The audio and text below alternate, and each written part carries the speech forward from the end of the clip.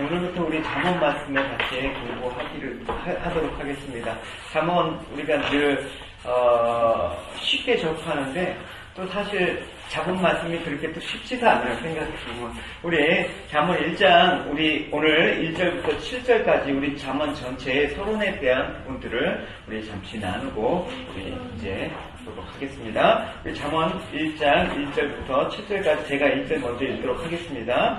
다윗의 아들 이스라엘 왕 솔로몬의 잠언이라. 이는 지혜와 훈계를 알게 하며 명철의 말씀을 깨닫게 하며 지혜롭게 공의롭게 정의롭게 정직하게 행할 일에 대하여 훈계를 받게 하며 어리석은 자로 슬기롭게 하며 젊은 자에게 지식과 정신함을 주기 위한 것이니 지혜 있는 자는 읽고 확실히 더할 것이요 명철한 자는 지략을 얻을 것이라.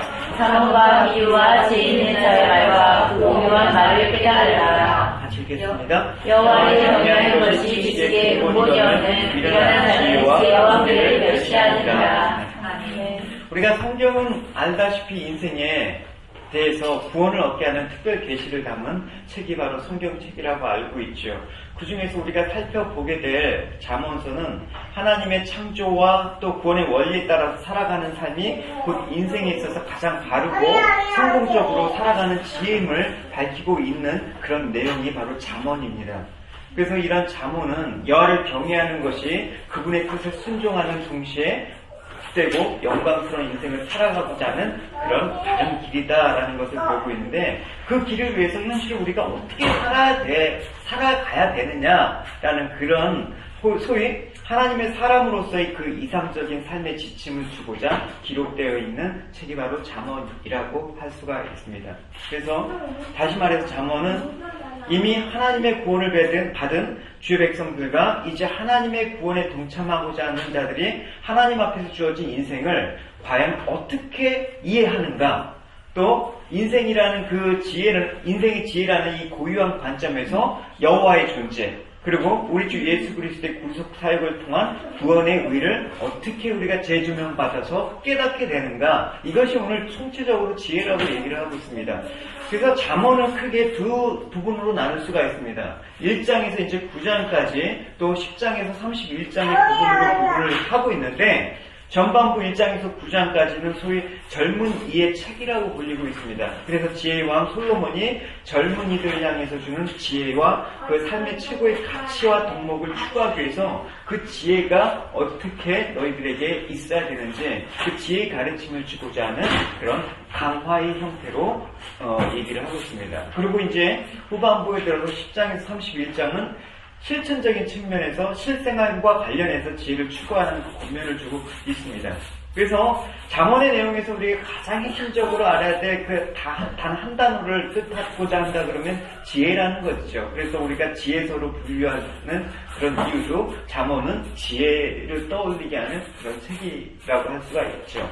그래서 우리가 지혜라고 한다 그러면 보통 일반적으로 알고 있는 개념은 뭐냐면 지식을 적절히 사용할 수 있는 능력, 이게 지혜다라고 알고 있는데 성경에서 지혜는 훨씬 더 많은 뜻을 내포하고 있습니다. 이것이 이제 정신적인 뜻만이 아니라 마음의 문제이며 또 영적인 문제를 해결할 수 있는 그 원천, 그렇게 알고 있으면 됩니다. 그래서 성경에서는 세상에서의 지혜를 가리키고 있고 또 위에서부터 오는 지혜를 분명히 분별해서 설명을 하고 있습니다. 그래서 잠언서에 재밌는 게 이 하늘에서 오는 지혜를 가리켜서 어떻게 묘사하고 있냐면 남자를 불러서 성공과 그 축복의 생활을 인도하는 사랑스러운 여인으로 묘사되고 있습니다. 또 어리석음을 어떻게 비유하고 있냐면 미련한 자들을 유혹해서 지옥으로 인도한 사악한 여인으로 묘사하고 있습니다. 그래서 우리가 아시다시피 우리에게 있어서 하나님의 지혜는 바로 예수 그리스도이시라는 것을 우리가 말씀을 통해서 여러 번 언급한 바 있죠. 그래서 많은 부분이 지혜이신 예수 그리스도를 잠언에서는 얘기하고 있는데 직접적으로 8장쯤에 가보면 이런 말이 있습니다. 솔로몬이 지혜에 대한 설명을 예수 그리스도를 이렇게 직접적으로 얘기하는 부분이 있습니다. 8장에 가면 이런 내용이 있죠. 지혜는 영원하다. 지혜는 또 만물의 창조자이다. 지혜는 하나님의 사랑을 받은 존재이다. 이렇게 묘사되고 있습니다. 그러니까 이 지혜는 곧 예수 그리스도이시라는 그 내용들이 직관적으로 이렇게 떠올리는 부분들이 분명히 요소에 있지만 전체적으로 말하는 그 지혜는 사실은 우리의 삶의 주인이신 그리스도께 우리의 삶들을 양도하고 순종하는 것이 참된 지혜이다라고 얘기를 하고 있습니다.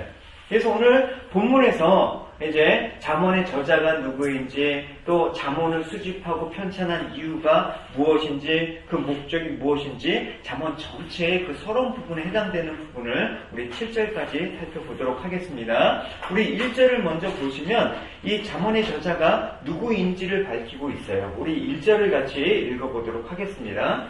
다윗 아들 이스라엘 왕 솔로몬의 잠언이라. 예, 여기서 솔로몬이 자신을 어떻게 소개하고 있습니까? 다윗의 아들이라고 소개하고 있습니다. 왜 이 잠언의 기록자, 저자인 솔로몬이 자신의 출생에 대해서 분명하게 이 내용들, 자기가 다윗의 아들이라고 그 얘기를 했을까요? 두 가지 이유가 있습니다. 첫 번째는 뭐냐면, 자기가 이제 왕통을 이은, 그러니까 적통이라는 정통성에 대한 그 천명을 선포하고 있는 것입니다. 우리가 알다시피 솔로몬의 이제 11개 상에 들어오는 내용들이 쭉 있지 않습니까? 그 이전에 이제 압살롬이 반역하는 과정에서 이제 넷째 아들 아도니아가 이제 왕권 찬탈을 위해서 그 반역이 일어나는 상황 속에서 하나님의 주권적인 선택에 의해서 이제 솔로몬이 왕자에 오르게 되었습니다. 그래서 솔로몬의 출생은 자신이 하나님의 주권적인 선택에 근거해서 이스라엘의 신정 왕국의 기틀을 놓은 위대한 다윗의 왕의 그 대통을 이은 그 사람이 바로 나이다라는 것을 가리키고 있습니다. 그러니까 우리가 얘기하는 그 정통성이라는 게 대단히 중요하지 않습니까? 그 사실을 강조하기 위한 것입니다. 또 한 가지는 자신이 혈육의 그 아비가 다윗뿐만 아니라 이 다윗하면 이스라엘에 있어서 그 신앙의 왕이라는 타이틀을 빼놓을 수가 없지요. 그래서 이 다윗의 신앙을 자기가 계승을 받았다라는 어떤 신앙적인 계승자임을 밝혀주기 위해서 이 자신이 아버지가 다윗이다 그렇게 밝히고 있는 것입니다. 그래서 이 이스라엘 사람들이 존경하는 다윗의 사상과 내가 갖고 있는 이 왕국을 통치하고 있는 사상과는 크게 어그러짐이 없다. 즉 정확하게 다윗의 그 믿음과 신앙을 계승한 사람이 바로 나이다라는 것을 강조하기 위해서 내가 바로 다윗의 아들 솔로몬이다 라고 밝히고 있는 것입니다. 그래서 혈연적 관계에 의해서 그의 아들이기 때문이 아니라 모든 그의 신앙과 말씀에 근거한 삶의 지혜를 계승한 자로서 자신의 위치를 이제 공고히 하기 위해서 이렇게 잠언 서두는 선언을 하고 있는 것입니다. 그래서 이렇게 다윗과 솔로몬의 부자 관계 일치성에 대해서는 한 4장쯤에 가면 이렇게 얘기하고 있습니다. 솔로몬이 이렇게 말을 하고 있습니다. 나도 내 아버지의 아들이었다라고 말하고 있거든요. 그게 뭐냐면 이 다윗의 아버지 그 자신이 가르쳐 주었던 수많은 어떤 지혜와 교훈과 명령의 가르침을 내가 받았다라고 강조하고 있습니다. 그러니까 내가 단지 아버지 밑에 혈육뿐만 아니라 어려서부터 아버지의 신앙을 그대로 전수받았다라는 의미가 훨씬 더 강한 것이죠. 그래서 또 역대상 22장 이하에 보면 다시 이제 솔로몬의 왕이 즉위해서 이제 아들이 순조로운 통치를 하고 또 성전 건축을 마무리할 수 있도록 다시 다 준비하지 않았습니까? 그래서 성전 건축을 위한 충분한 자원과 사람들을 다 준비시켜 놓습니다. 그리고 다시 살아생전에 성전 건축 시에 일어날 수 있는 수모적인 어떤 논쟁이나 싸움을 피하고자 하는 세세한 세치까지 다 마련해서 진짜 솔로몬은 진짜 숟가락만 하나 얹은 것 뿐이라는 사실을 알고 우리가 있는 것이죠. 그래서 제사장의 직무로부터 해서 행정조직, 군대조직, 찬양대 구성에 이르기까지 정말 방대하고 섬세하게 이제 어린 솔로몬이 왕에 즉위해서도 불편함이 없도록 세밀하게 준비한 그 왕의 모습을 발견할 수가 있는 것이죠. 그래서 다윗은 그의 아들 솔로몬에게 이제 계승할 지혜와 교훈에 그에 또 준하는 또 삶의 실질적인 방법들을 보다 온전히 그의 통치 가운데 나타날 수 있도록 다 그렇게 전수했다라는 것을 알 수가 있는 것입니다. 그러니까 결국은 이 다윗의 자녀를 위한 이런 노력과 배려가 결국 솔로몬이 통치를 순조롭게 시작할 수 있는 근거가 되었다라는 것입니다. 그래서 나라가 번영하고 형통을 다지는 근간이 되었을 뿐만 아니라 정말 솔로몬 때 이스라엘 최고의 전성기를 구가한 그런 모습도 있지 않습니까? 그래서 아버지 이러한 교훈과 훈계를 받아 형통한 삶을 살았던 솔로몬은 이제 이 잠언을 통해서 이제 나뿐만 아니라 내 뒤에 후손들에게 이 지혜와 명철을 준비하고 전수하고자 하는 그런 계승자로서의 또한 위치를 자기가 갖고 있다라는 것입니다. 그래서 오늘날 우리 세대가 본받아야 될 점이 바로 이것입니다. 내 신앙에서 끝나서는 안 된다라는 그런 어떤 계승자로서의 어떤 역할을 잘 갖고 이 잠언을 읽으셔야 되는 것입니다. 그러니까 아이들한테 제가 왜 잠언을 자꾸만 읽어주라라고 하는 게 뭐냐면 이 부모님의 신앙을 너가 잘 전수받길 원한다. 이 다윗이 솔로몬에게 그 신앙을 전수했던 그 마음들 가지고 읽어주라는 그런 얘기죠. 그래서 우리가 솔직히 이제 이런 모습들이 교회 전체적으로 교회 사적으로 보면 한국 교회도 사실은 오늘날에 있었던 이런 부흥과 이런 모습의 면에는 이렇게 이전 세대의 어떤 신앙적인 계승을 위한 헌신과 또 순교자의 피가 뿌려졌기 때문에 오늘날 한국 교회의 전례 없는 부흥기를 맞이할 수 있었던 그런 모습을 볼 수 있지 않았습니까? 그렇다면 이제 우리가 이 사실을 안다 그러면 우리가 과연 어떻게 살아가야 되느냐? 바로 다윗이 아들 솔로몬을 위해서 바르고 온전한 통치의 기틀을 마련하고 신앙적 유산을 남기면서 지혜의 교훈을 전승했던 것처럼 솔로몬이 그 후대를 위해서 신령한 지혜의 교훈을 전승했던 것처럼 이제 우리도 내 다음 때 그 후대를 위해서 어떻게 지혜와 교훈을 가르치고 전수해야 될 것인가? 그것을 위해서 우리가 피와 땀을 아끼지 말아야 될 것을 일러주고 있는 것입니다. 그래서 우리가 정말 지혜로운 삶을 살기 위해서 경건하고 거룩하고 온전한 삶을 살기 위해서 우리가 철저히 준비하고 또 다윗과 솔로몬의 그 본에 따라서 우리도 이제 다음 세대의 신앙적인 번영과 부흥을 위해서 기도로 준비되고 또 말씀으로 그들을 가리켜야 되고 전수하는 신앙의 아버지와 어머니가 되고자 하는 그런 마음으로 살아야 된다는 것이죠. 그래서 여러분 여러 가지 신앙의 단계가 있지만 결국 신앙의 단계 중에서 여러분 가장 성숙한 단계는 무엇입니까? 아비의 신앙, 어미의 신앙을 갖는 것입니다. 직접 이렇게 다윗의 그 심정으로 또 솔로몬이 후대에 남기고자 했던 그 심정으로 우리도 이제 신앙을 가리키고 전수할 자로서 이제 서야겠다라는 그런 마음들을 가지고 이 잠언을 읽어보시고 공부를 하셔야 된다라는 것입니다. 그래서 부모가 되기 위해서는 단지 아이만 낳아서 부모가 되는 것은 아니겠죠. 아이들이 원하는 것만 해줘서는 부모가 될 수가 없습니다. 그래서 그들이 어렸을 때부터 본분을 알고 바르게 사는 법을 몸에 익혀서 엄격하고 그러면서도 사랑이 풍부한 영적 스승으로서의 그런 역할을 부모가 잘 해줘야 된다는 것입니다. 그게 부모로서 준비하는 그런 일인 것입니다. 그래서 3살 버릇이 80살까지 간다는 속담이 있지 않습니까? 그래서 아이들이 어릴 때부터 하나님을 경외하는 것을 배우게 하는 것은 그 아이들의 미래를 위해서 가장 든든한 보장이 되는 셈입니다. 그래서 여러분 이제 1절에서 솔로몬이 그런 어떤 자기의 어떤 위치, 자기의 모습에 대해서 밝히고 있고요. 이제 2절에서 보면 솔로몬 잠언서에서 자신의 존재를 드러내 밝히면서 왜 자신이 이런 잠언을 편찬하게 되었는지 그 목적을 밝히고 있습니다. 2절을 우리 읽어보도록 하겠습니다. 이는 지혜와 훈계를 알게 하며 명철의 말씀을 깨닫게 하며. 예, 우선 그의 잠언의 목적을 뭐라고 얘기하고 있습니까? 지혜와 훈계를 알게 하기 위해서 말하고 있습니다. 여기서 지혜라는 의미의 히브리어 호크마는 어떤 그 핵심적인 그 말이라고 하죠. 근데 일반적으로 삶 전반에 걸쳐서 적용되는 어떤 포괄적인 어떤 삶의 지침이나 어떤 지혜를 의미하는 말이긴 한데 성경에서는 이 같은 일반적인 의미보다는 더 다른 뜻이 있습니다. 더 근본적인 뜻은 뭐냐면 이 지혜는 하나님께 이르는 바른 길, 또 옳고 그름에 대한 분명한 통찰력, 또 경애와 경건의 신앙 등 하나님에 대한 경건에 출발하는 어떤 실천적이면서 신앙적인 모든 거룩한 통찰력이 함의된 개념이 바로 지식이라는 말이에요. 지혜라는 말이에요. 호쿠마라는 말이에요. 그래서 세상의 지혜와 같은 차별성이 없다 그러면 우리가 이 잠언을 통해서 얻는 게 여러분 무엇이겠습니까? 그러니까 우리가 잠언을 읽을 땐 특별히 어떻게 읽어야 된다?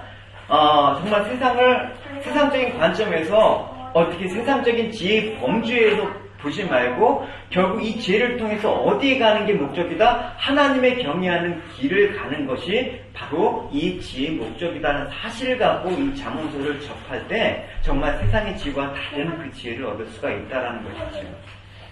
그래서 우리가 이 지혜를 얻고자 하는데 이 지혜는 또 어떤 것과 관련이 있기 때문에 중요한 것입니까? 바로 지혜이신 그리스도를 알므로 말미암아 구원에 이르는 길을 갖게 된다라는 그 놀라운 그 깨달음을 얻기 때문에 그렇습니다. 사람은 있잖아요. 누구나 인생에는 구원에 대한 그 본능적인 소망이 있습니다. 비록 기독교가 아니래도 종교가 없던 다른 종교를 갖던 구원에 대한 소망은 다 있습니다. 그렇기 때문에 사람들이 인생의 궁극적인 목적인 구원에 이루고자 많은 노력도 하고 또 이 땅에 수많은 종교와 또 구도자라고 자처하는 사람들이 있지 않습니까? 그래서 여러분 산속에서 수십 년 명상을 하는 사람들도 많이 있지만 돌을 닦았다고 하더라도 또 그를 통해서 어떤 지혜를 갖고 이렇게 갖췄다고 할지라도 그 사람의 지혜는 사실은 인생에 있어서 수많은 경험과 어떤 깨달음 중에 하나일 뿐이지 그 지혜가 하나님께 가는 길과 올바른 통찰력을 갖는 지혜는 아니라는 것입니다. 분명히 어떤 명상을 통해서 보통 일반 사람들이 갖지 못한 그 어떤 지혜는 갖고 있을 수 있습니다. 일반적으로 뛰어난 통찰력을 갖고 있지만 그 통찰력이 하나님께 이르는 바른 유일한 구원의 길을 제시하는 그 길이라는 것은 아니라는 것입니다. 그래서 그 지혜는 오직 유일하신 참 하나님과 그 아들 예수 그리스도를 통해 계시된 참 지혜인 성경을 통해서만 깨달을 수가 있는 것입니다. 그래서 사도 바울이 그의 영적인 아들 디모데에게 이렇게 말하고 있지 않습니까? 디모데후서 1장 3장의 내용이죠. 너는 배우고 확신한 일에 거하라. 내가 네게서 배운 것을 알며 또 내가 어려서부터 성경을 알았나니 성경은 능히 너로 하여금 그리스도 예수 안에서 믿음으로 말미암아 구원에 이르는 지혜가 있게 한다라고 얘기를 하고 있습니다. 그러니까 여러분 우리가 지혜는 어디서 얻느냐? 하나님의 나아가는 바른 길, 구원의 길을 얻는 그 지혜는 어디서부터 오느냐? 오직 말씀 안에서 이루어진 거룩한 통찰력을 기반으로 해서만 이루어진다는 사실을 잠언은 얘기를 하고 있습니다. 이 지혜는 세상의 어떤 지혜와 비교할 수 없는 최고의 지혜라고 얘기를 하고 있습니다. 바로 우리가 이 지혜를 소유하고자 노력하셔야 되는 것이죠. 여기서 말하는 노력은 어떻게 합니까? 이제 말씀을 열심히 읽고 또 상고하면서 묵상을 하면서 이 말씀의 지혜를 통해서 그 말씀 가운데 얻을 수 있는 거룩한 통찰력, 그러니까 성령께서 깨닫게 하시는 그 조명, 이런 걸 갖고 어두운 세상길에 하나님께 나아가는 다른 길을 찾고자 해야 되는 것입니다. 이게 우리가 찾아야 될, 가야 될 구도자의 길이라고 할 수가 있는 것입니다. 이 구도자의 길이 결국 영생에 이르는 그 길이에요. 우리에게 성도가 추구해야 될 참된 길이라는 것을 잊지 않으셔야 되는 것입니다.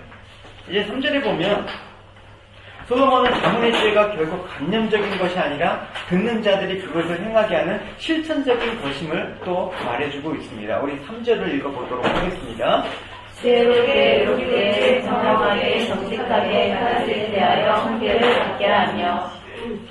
근데 여기서 훈계를 받게 한다라고 얘기하는데 원문에는 사실은 조금 더 추가되고 있습니다.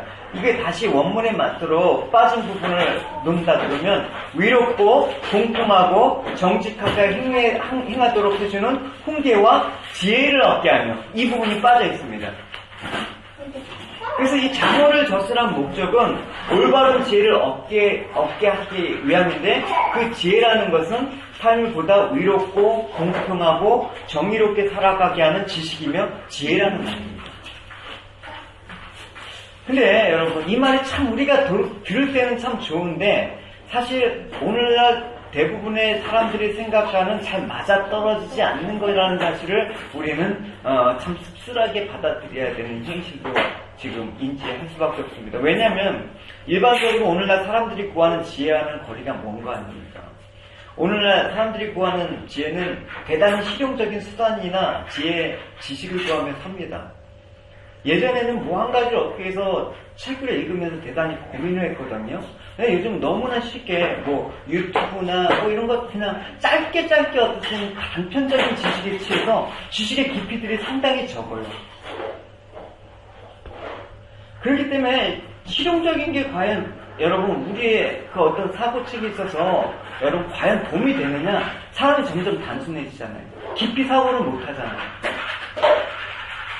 어쨌든 오늘날 대부분의 사람들이 주목을 끄는 어떤 책들을 보면 그들이 알지 못하는 어떤 부분, 익숙하지 못하는 부분, 무지한 부분에 대해서 명확하게 이해를 제공하고 또 그들의 삶을 좀 더 부하고 번성케 하기 위한 것으로 주류를 이루고 있다는 것입니다.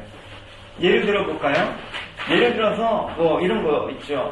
서점의 베스트셀러 콘에 보면 일반적으로 뭐 투자 가치가 있는 땅을 골라내는 방법, 효과적으로 주식을 투자하는 방법, 안정적으로 재테크하는 방법, 취직을 위해서 심사위원을 사로잡은 면접법, 자녀들로 하여금 좋은 대학에 들어가기 위한 학습법, 뭐 이런 거. 또 건강에 대한 관심도 많이 있잖아요. 그거를 우리가 지혜와 지식에 담긴 그런 책, 우리에게 필요한 책이라고 우리가 여기고 있지, 이 잠언서처럼 이런 말, 공의롭고 지혜롭고 정직하고 바른 길로 가게, 이런 거는 사실은 별로 관심이 없다라는 것이죠. 그런데도 솔로몬이 우리에게 지혜는 그게 아니다. 처세술이나 재테크나 사업에 성공하는 방법이나 올바른 육아법 같은 게 아니라 위롭고 공평하고 정직히 행하는 그 지혜를 주고자 이 잠언을 기록하였다라고 얘기를 하고 있습니다. 만약에 우리가 이 잠언을 어떤 정말 이 땅에서의 어떤 세속적인 어떤 이 땅에서 삶을 구하게 하는 어떤 공감이 되는 부분이 있는데 잠언서에서 말하는 포커스가 신뢰하지만 아니라는 말입니다. 그래서 잠언은 좀 더 어떻게 하면 의롭게 살 것인가, 어떻게 하면 정직한 삶을 살 것인가에 관한 지혜를 주는 책이다. 그러니까 구원을 받은 백성들이 구원받은 백성답게 살 수 있는 실제적인 삶의 방편을 제공하는 책이 바로 잠언이라는 것입니다. 그래서 정말 위롭고 공평하고 정직하게 사는 법, 이런 책이 여러분 만약에 교보문고나 종로서적에 나와 있다 그러면 그 책이 과연 몇 권 팔릴까요? 아마도 출판사조차도 참지 못해서 출판되지도 않을 겁니다. 그러니까 많은 사람들이 생각하고 추구하고 있는 것과 비교할 때, 야, 이렇게 살면 인생 실패하는 거죠. 왜? 정직하게 살면 손해보죠. 진실하게 위롭게 살면 세상 사람들이 비꼬죠. 그러니까 손해와 피해를 감수하면서 살기 때문에 이런 데 관심을 안 해요. 그냥 말로는 그렇게 살아야 된다고 하지만 실질적인 삶에서 그게 잘 적용이 안 되는 것입니다. 되게 어리석은 것으로 여기지 않습니까? 그럼에도 솔로몬은 그 어떤 실용적인 지혜보다도 우리가 추구해야 될 지혜는 바로 이런 거다. 왜 우리 인생에 이러한 지혜를 교훈하고 있습니까? 이것만이 우리 인생을 참된 구원의 길, 생명의 길로 이끌어가는 유일한 방편이기 때문에 그런 것입니다. 우리가 살다 보면 세상이 조금 손해볼 수도 있고 실패할 수도 있지만 궁극적으로 여러분 이 세상에 실패한 것과 구원이 실패하는 것과 무슨 상관이 있습니까? 이 세상에서 실패해도 구원에 성공하면 성공한 거 아닙니까? 이 세상에서 가난해도 여러분 우리가 영적으로 부유한 자면 성공한 거 아닙니까? 근데 우리는 그걸 못 봐주는 거예요, 여러분. 항상 이 세상에서 성공과 영적으로의 성공을 갖게 놓기 때문에 이 성경을 자꾸만 이 세상 쪽으로 끌어가는, 맞추는 그런 개이한 현상이 벌어지고 있는 것입니다. 그래서 사람들이 지혜라고 말하고 얻기를 배우고 얻기를 원하는 그런 것을 구하기보다 하나님이 정말 가르치는 이 지혜, 바르게 살고 공의롭고 정직하게 살아가는 이 지혜에 관한 방법들을 배워가시는 여러분이 되시기 바랍니다. 어떻게 하면 경매의 건망을 피해가면서 재산을 증식할까? 탈세를 범하고 사람들 잘 보이고 더 많은 인기를 누리면서 그렇게 살아갈까? 그게 아니라 손해를 볼지라도 하나님의 법을 행하고 손에 쥔 것을 버리게 된다고 하더라도 다른 이들과 나누면서 약한 자들을 돕고 위롭고 정직하게 사는 그 방법을 우리는 배워야 되는 것입니다. 더 많은 것을 얻고 더 높은 곳에 앉고 더 오래 사는 것보다 영혼을 구원하고 영원히 사는 방법을 택하십시오. 그게 여러분 성공입니다. 그거를 잠언서에서 배우신다고 하면 이 잠언서처럼 참 귀한 책이 없는 것입니다. 그래서 우리가 2절과 3절에서는 사실은 특정한 대상을 염두에 두지 않고 누구를 막론하고 적용될 수 있는 잠언의 보편적인 목적을 밝힐 것인데, 이제 4절과 5절은 특정한 대상을 지목해서 그 목적을 밝히고 있습니다. 우리 4절과 5절을 읽어보도록 하겠습니다. 어리석은 자로 슬기롭게 하며 젊은 자에게 지식과 불신함을 주기 위한 것이니, 지혜 있는 자는 듣고 확실히 더할 것이요 명철한 자는 모략을 얻을 것이라. 네, 5절에 보면 솔로몬이 지혜로운 자에게는 학식이 더해지겠고 명철한 자에게 모략이 더해질 것이다 라고 얘기했습니다. 또 앞에 4절에 보면 지혜와 명철이 부족한 자들은 말씀을 통해서 그에 대해 깨달음을 말하고 있죠. 그러니까 이 말은 뭐예요? 지혜 있는 자나 지식과 명철이 있는 자나 없는 자나 모든 사람에게 이 말씀을 통해서 얻는 유익이 있다라는 것입니다. 그러니까 저 사람은 참 지혜와 명철이 뛰어나서 더 배울 것이 없겠어, 이런 사람은 없다라는 것입니다.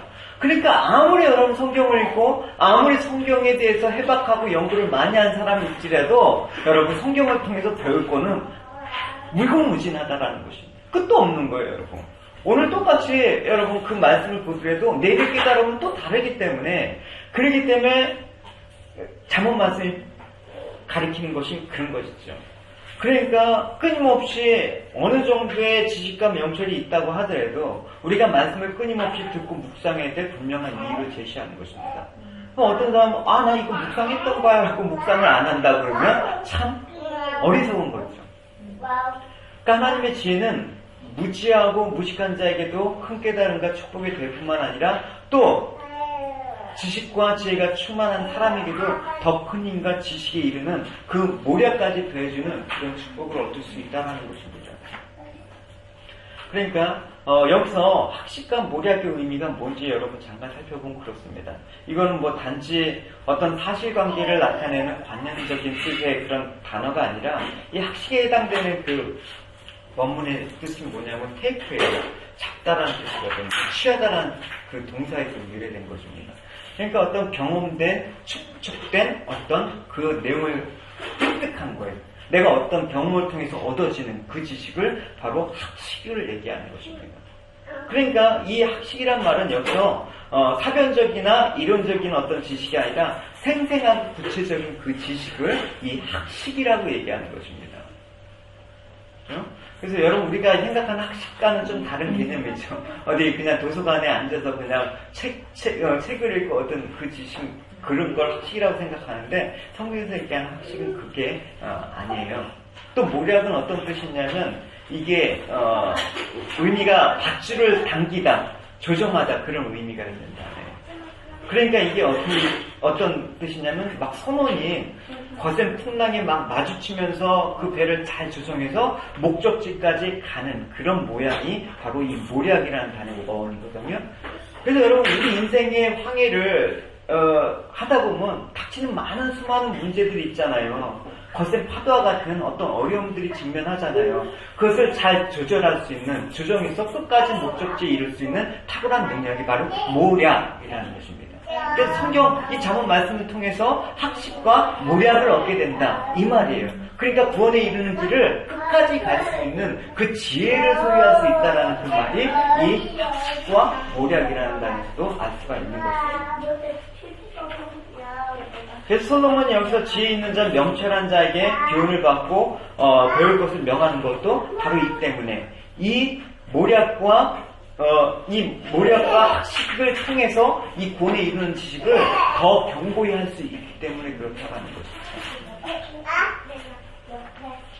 그래서 여러분 세상에 아무리 지혜가 있다고 하더라도, 세상에 아무리 많은 지식을 갖고 있다고 하더라도 어려움에 막상 봉착하게 되면 흔들리고 어찌할 바를 모르는 그런 모습을 많이 봐요.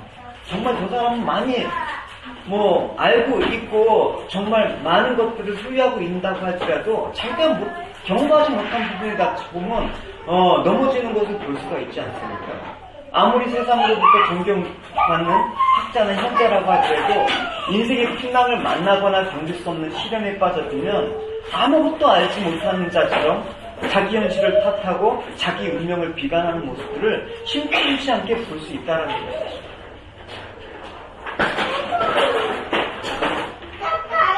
그러니까 여러분, 우리가 하나님 말씀으로 무장하는 자, 하나님 말씀에 순종해서 하나님 말씀을 전폭적으로 의지하고 살아가는 자가 된다 그러면 이 학식과 모략을 얻게 된다라는 이 귀중한 그 선물을 여러분 잘 새기실 수가 있는 것입니다. 그래서 여러분 이 학식과 모략이 있으면 인생에서 만나는 어떤 풍랑이나 어려움, 시련 등으로 인해서 좌절하거나 낙담하지가 않습니다. 그러니까 아무리 능숙한, 아무리 거센 풍랑이 와더라도 사실 그 배의 항해사가 정말 능숙하다 그러면 사실 안심이 되지 않습니까? 그런 것이죠. 그래서 침착하게 배를 조정하듯이 인생의 모든 폭발을 헤쳐나갈 수가 있는 것입니다. 그러니까 여러분, 오히려 시련과 고난과 기회는 모략과 학식이 있는 사람에겐 더 좋은 기회가 되는 것입니다. 왜냐? 평상시에는 얻을 수 없는 그 많은 것들을 얻을 수 있기 때문에 그런 거예요. 여러분 진짜 훌륭한 의사분들이 어떤 의사분들인지 아십니까? 진짜 우리 훌륭한 닥터는 많은 임상 경험을 갖고 있는 사람이에요. 그러니까 어려워도 그 환자에 대해서 회피하거나 취하지 않고 어떻게 해서든지 그 어려움을 갖고 그냥 고민해가면서 많은 그런 환자. 그러니까 많은 훌륭한 의사가 사람도 많이 살리기도 하지만 사람도 많이 죽이는 의사들이야. 왜? 그만큼 실패와 좌절을 통해서 많은 정말 책으로 습득할 수 없는 그 학식과 그 모략을 얻었기 때문에, 물론 세상적인 측면에서 그런 거죠. 그러니까 우리가 영적인 것도 그런 거예요. 우리가 계속해서 하나님 말씀을 듣고 우리가 계속해서 신앙생활을 하지만 그 하나님 말씀을 가지고 세상에서 부딪혔을 때 생기는 학식과 모략을 여러분 사모하셔야 된다는 것이죠. 그러니까 이 모든 상황들을 여러분 통해서 이런 것들이 쌓이면 그 경륜이라는 게 생기지 않습니까? 신앙의 내공이라는 게 생기지 않습니까? 그러니까 그런 경험들. 제가 막 이런 작품의 상황들을 아마 한 10년 전쯤에 견뎠으면 왔으면 못 견뎠을 것 같아요. 도망갔을 것 같아요. 근데 이제 이런 것들을 이제 하다 보니까 이런 걸 통해서 배워야 될 것들이 있고 또 이런 걸 통해서 내가 몰랐던 하나님의 세계를 더 깊이 체험하니까 개인적으로는 육체적으로는 힘들지만 개인적으로 영적으로 볼 땐 참 유익하다는 것을 깨닫게 되는 것이죠. 그러니까 이 거룩과 어떤 경건, 신앙이 연단의 기회가 되는 이 모략과 이 학식, 이거를 통한 지혜를 여러분 사모하시는 여러분이 되시기 바랍니다. 솔로몬이 말한 바 말씀에서 얻어지는 학식과 모략은 바로 이런 의미를 지니고 있습니다. 그래서 여러분 위기 앞에서 흔들림 없이 사명을 감당하기 원하시고 또 내가 신앙생활하다가 어떤 어려움에 퇴보하거나 낙담하거나 절망하지 않고 어려움 속에서 이 거센 이 풍랑 속에서도 신앙의 담대함을 유지하고 믿음의 발걸음을 구원의 그 길을 묵묵히 걸어갈 수 있는 그 힘을 살아가기 원하신다 그러면 이 말씀을 통해서 배우는 이 지혜, 이 말씀의 지혜를 통해서 얻게 되는 그 학식과 모략을 여러분 점점 소유하시는 여러분이 되셔야 된다는 것이죠. 이것이 여러분의 승리예요. 그래서 6절은 이제 쭉 이제 앞에 2절에서부터 언급한 잠언의 편집 모욕, 그 편집 목적과 유용성에 대해서 이렇게 마지막 결론을 내리고 있습니다. 우리 6절을 같이 읽어보도록 하겠습니다. 잠언과 비유와 지혜인 자의 말과 그 오묘한 말을 깨달으라. 네, 6절에서 언급한 잠언은 여기서 이 잠언은 성경의 잠언이 가리키는 게 아니라 금언이나 교훈들 이런 걸 말하는 거예요. 그리고 또 여기서 비유는 말 그대로 어떤 의미가 직접적으로 전달되지 않고 간접적이고 풍자적인 의미에서 갖고 있는 함축적인 격언이 바로 비유라는 것입니다. 또 오묘한 말이라는 것은 무엇입니까? 어떤 문자적으로 수수께끼를 의미하는 거예요. 그러니까 어떤 의도가 있는데 감춰져 있는 거를 오묘한 말이라는 거예요. 그러니까 이 감춰져 있는 이 본질을 뜻하려면 누가 해석해줘야 돼. 그죠? 네. 우리가 그렇잖아요. 성경 읽다 보면 저도 어려운 말이나 의미를 모를 때는 주석을 참조를 하거든요. 그러니까 이 성경에 대해서 수많은 깨달음을 얻은 사람들이 그 주석을 기록함으로써 성경 읽을 때 도움이 된단 말입니다. 여러분, 제가 고등학교 때 성문 종합 영어 그거 배울 때 보면 성문 종합 영어는 요만한데 해설서는 요만해요. 해설서가 더 커요. 그렇죠? 해설서를 보고 여러분 배웠잖아요. 예. 그래서 해설서 보고 영어 공부하는데 도움은 안 됐지만 어쨌든 해설서가 필요하다는 말입니다. 성경이 바로 그 해설서와 같은 일들을 한단 말입니다. 그래서 잠언서를 통해 얻게 될 하나님의 지혜는 이런 것이죠. 스스로 풀 수 없는 갖가지 난제의 어떤 말들이나 은유적인 말들이나 혼자의 힘으로 풀 수 없는 각종 지혜까지도 깨닫게 하는 능력을 갖게 해준다. 우리는 그거를 우리가 잘 아는 영어로 뭐라 합니까? 추론하죠. 그죠? 가령 1 더하기 1은 2다. 그러면 1 더하기 2는 배우지 않아도 우리는 3이다라는 것을 추론할 수 있는 것처럼. 그래서 이 말씀은 우리에게 영적 지혜 우월성을 말해주는 구절인 것입니다. 그러니까 우리가 세상 막 할 때 이러잖아요. 우리가 판단하지 말라라고 했는데 고린도전서에 이런 말이 있어요. 신령한 지혜를 가진 사람은 판단할 수 있다라고 얘기를 하고 있거든요. 그러니까 그 말은 뭐냐? 어떤 세속적인 지혜를 판단하고 헤아리는 데 있어서는 영적인 지혜가 꼭 필요하다라는 거예요. 그게 있어야지 세상의 지혜, 세상의 어떤 이 비유나 이 세상의 난해한 것들, 오묘한 말들을 풀어낼 수 있는 그런 힘을 가지고 있다라는 것입니다. 솔로몬은 아마 이 구절을 하나님께서 주신 지혜로 모든 세상의 이치를 다 깨달은 이후에 이 구절을 기록했을 거라고 추정을 하고 있습니다. 하나님께서 솔로몬에게 주신 지혜의 눈으로 세상을 바라보니까 모든 비밀이 다 풀어지더라. 모든 것들이 열리게 되더라. 그때는 몰랐는데, 내가 세상의 지혜로는 몰랐는데 하늘의 이 지혜로 보이니까 깨달아지는구나 라고 얘기를 하는 것입니다. 바울도 그래서 눈꺼풀이 싹 묶어버리니까 안 보였던 영적인 세계가 보여지는 거 아닙니까? 그러니까 하나님의 지혜야말로 세상의 지혜를 알고 깨닫고 판단하며 올바로 분별하는 절대적인 기준이 된다는 것을 깨달아야 되는 것입니다. 예를 들어서 그런 거죠. 쉽게 말해서 대학에서 수학을 전공했다는 학생이 있다고 칩시다. 근데 그 대학에서 수학을 전공한 학생이 초등학교 수학을 풀겠습니까? 못 풀겠습니까? 안 봐도 그냥 풀잖아요. 왜냐? 학문의 질적 차이가 있기 때문에 쉽게 풀리는 거 아닙니까? 그러니까 말씀의 지혜는 그렇다라는 것입니다. 세상의 지혜와 질적 차이가 분명히 있어요. 세상에서 도저히 풀리지 않은 것도 우리가 말씀의 지혜로 풀면 쉽게 풀리는 것들이 되게 많이 있고 반드시 풀려야 되는 것들입니다. 그러니까 하나님의 지혜를 지닌 자들이 세상의 지혜를 깨닫고 판단하는 노력을 할 수가 있는 것입니다. 그래서 고린도전서에서 그러지 않았습니까? 하나님 미련한 것보다 미련한 것이 사람의 지혜 있는 것보다 낫다. 하나님이 약한 것보다 약한 것이 사람의 강한 것보다 낫다. 그러면서 뭐라고 얘기하고 있습니까?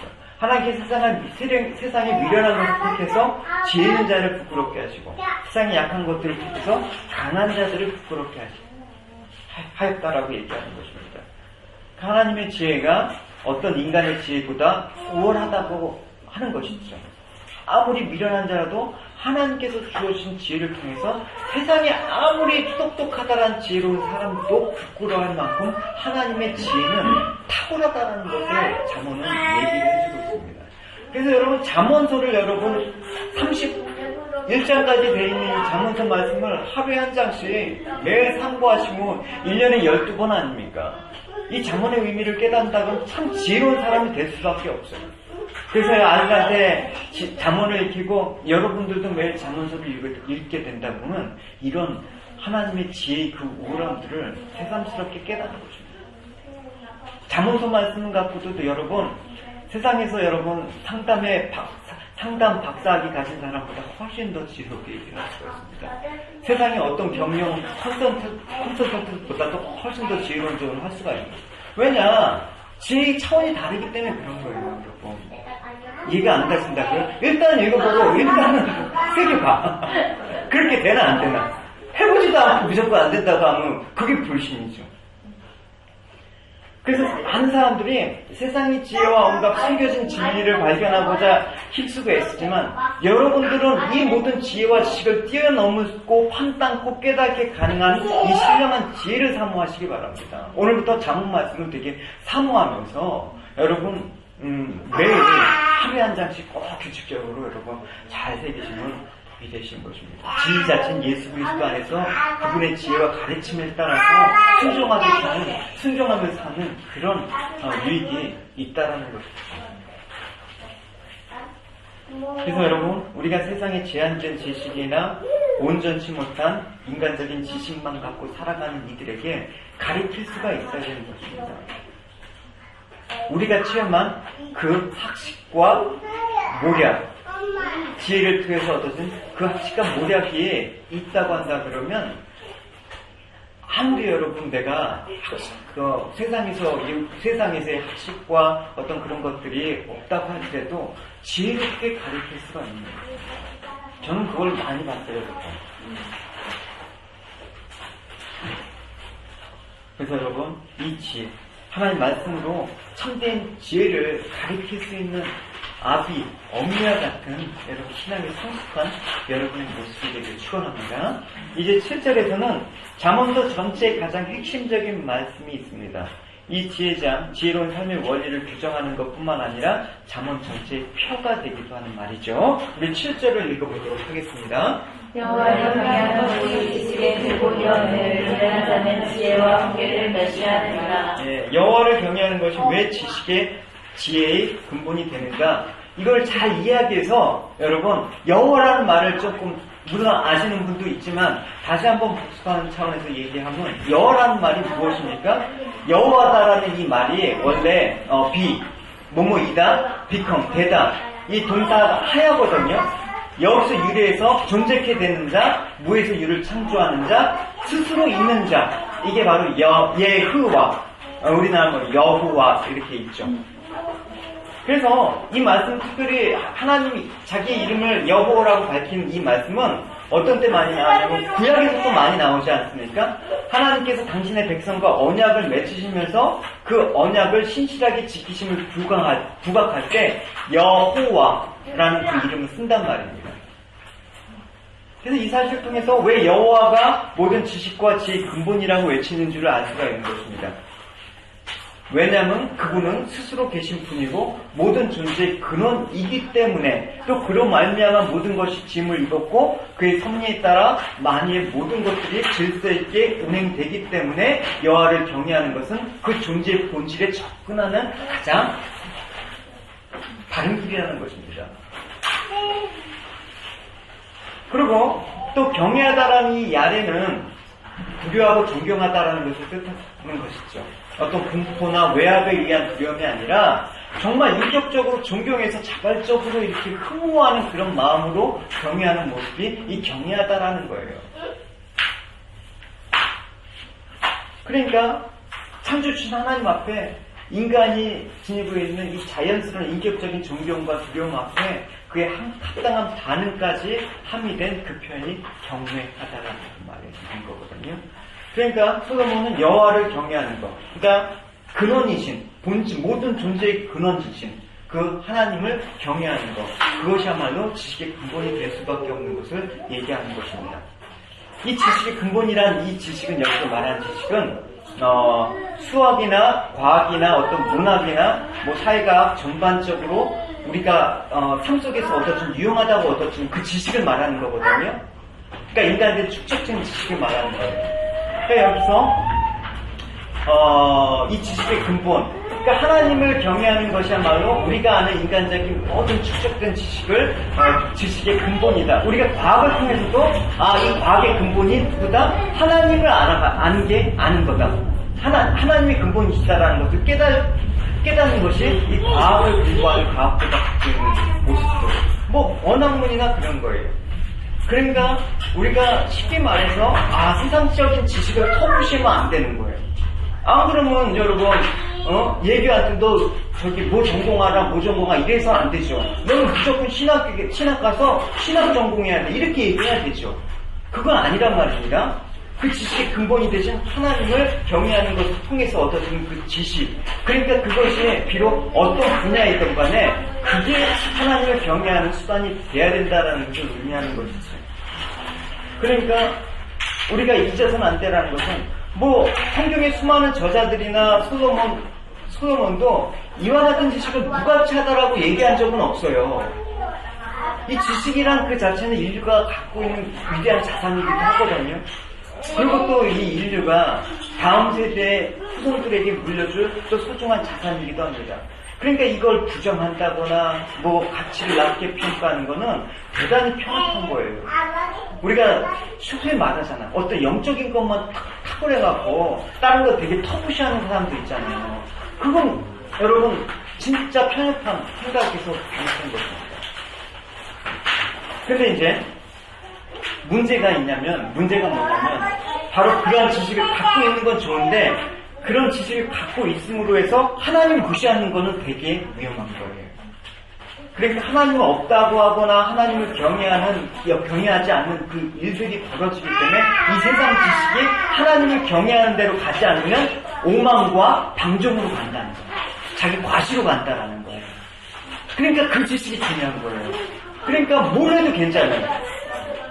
내가 뭐 과학을 하던 뭘 전공해도 괜찮아요. 근데 그 모든 것들이 다 어디? 하나님을 알아가고 경외하는 대로 가야 되는 거예요. 안 그러면 그 지식은 하나님을 부정하게 되는 거예요.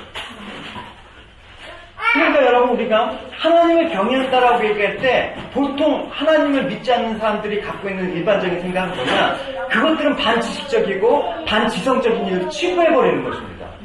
막 신앙, 믿음이 좋다고 한다 그러면 대단히 비이성적인 것들을 갖고 있는 것입니다. 그거는 대단히 무식한 거예요. 우리가 신앙 안에서 이런 지식을 가질 때 정말 하나님을 경외하는 그 어떤 마음에서 이 지식을 가질 때 이 지식이 가지는 교만적인 속성들을 컨트롤할 수가 있는 거예요. 이 지식을 컨트롤할 수 있는 거는 하나님을 경외하는 그 지혜밖에는 컨트롤이 안 돼요. 하나님 신앙 없는 사람이 이 지식이 많으면 대단히 피곤해요, 여러분. 그 사람처럼 여러분 진짜 걸어다니는 살인무기도 없어요, 여러분. 얼마나 교만합니까, 여러분. 이 엮이는 있단 말입니다. 그 지식이 이기적인 목적을 위해서 살아가지 않습니까? 그렇게 삶의 태도를 다 끌고 가지 않습니까? 그 지식의 역기능을 뭐가 컨트롤한다? 하나님을 경외함이 컨트롤하게 될 때 이 지식은 빛을 발하게 되는 거예요. 그러니까 내가 세상에서 뭘 해도 돼요. 그러나 이 뭘 해도 된다고 해서 하나님을 경외하는 것과 멀어지면 뭘 해도 된다라는 게 패망의 길로 가는 거고 뭘 해도 된다라는 게 다 하나님을 경외하는 쪽으로 가면 뭘 해도 하나님께 영광이 되는 거예요, 여러분. 이 길이 바로 잠언에서 알려주고 있는 것이란 말입니다. 그래서 호세아가 하나님 백성이 지식이 없어서 망한다고 얘기했습니다. 이때 지식이란 세상의 지식을 얘기하는 게 아니에요. 사람들이 세상의 지식이 없어서 망하는 거 아니지 않습니까? 요즘 많이 알고도 있잖아요, 여러분. 근데 세상의 지식이 없어서 망하는 게 아니라 이 세상의 지식을 컨트롤할 수 있는 어떤 하나님에 관한 지식, 하나님을 아는 지식, 이게 없기 때문에 이 세상의 지식이 오용되고 남용되고 그릇 사용됨으로써 망하는 거예요. 이 지식 자체가 많다고 해서 망하는 건 아니에요. 그러니까 여러분, 내가 조금 배웠다? 내가 조금 많이 안다? 이런 사람일수록 진짜 하나님께 더 겸손히 나가지 않으면 그 지식 때문에 망해요. 오늘날 지성이 지배한다라는 사회를 우리가 살고 있지 않습니까? 우리가 부모를 통해서 하나님을 경외하는 법을 배워야 된다는 것입니다. 그동안 우리가 얼마나 돈을 주고 학원에 돈을 쏟아부었습니까? 얼마나 대학을 다니면서 또 비싼 돈 들이면서 또 유학까지 와면서 그렇게 배워가면서 여러분 열심히 내십니까? 수고 많으십니다. 근데 그것만 갖고 부족하다라는 거예요. 그것만 갖고는 인생에 그 우리가 원하는 그 성공을 이룰 수 없다는 것입니다. 지식이 머리 가득 채워져도 빈틈없는 논리력과 추리력이 있어도 그것 때문에 인생을 망칠 수가 있는 것입니다. 그러니까 하나님을 경외하는 법을 여기서 배우라는 것입니다. 너가 가진 지식이 망하지 않게 된다 그러면 경외하는 것을 배워라. 이 잠언 말씀을 통해서 너가 가진 지식들을 컨트롤하라 그런 말입니다. 그게 하나님을 경외할 때 깨달아지는 그 지혜의 근본인 그 얘기라는 것이죠. 여러분 이 잠언을 통해서 이런 것들을 배워갈 때 여러분 정말 내가 이 땅에서 내가 지금까지 살면서 배웠던 지식, 경험들 이런 게 정말 헛되지 않았다라는 것들이 느껴진다니까요. 그래서 그래서 여기서 이제 저자로 언급된 솔로몬은 인류의 최고의 그 현자라고 해도 여러분 과언이 아니죠. 믿지 않는 사람들도 뭐 공통으로 이해하는 게 최고의 뭐 부귀의 영화를 누린 왕이기 이전에 인류가 낳은 최고의 지혜자로 알려져 있습니다. 근데 솔로몬이 참 말년에 그래도 이렇게 하나님을 아는 지혜로 이렇게 잠언서를 남긴 거는 참 우리에게 참 진짜 큰 축복이라고 할 수가 있습니다. 왜? 자신이 깨달은 이 엄청난 살면서 그도 많이 실패하지 않았습니까? 이 실패를 통해서 하나님을 경외하는 그 깨달은 그 지식과 지혜를 우리에게 남겨주기 위해서 또 이렇게 잠언 솔로몬이라는 자신의 이름에 필명을 걸고 이렇게 전달하고 있습니다. 그러니까 여러분 이 솔로몬의 마음은 어리석은 자들이 정말 어리석음을 깨닫고 또 현명하다고 생각하는 자들이 있으면 더 현명하고 정말 그 현명함이 하나님을 위해서 쓰여지도록 만들기 위해서 이 잠언서를 지금 남기고 있다는 것입니다.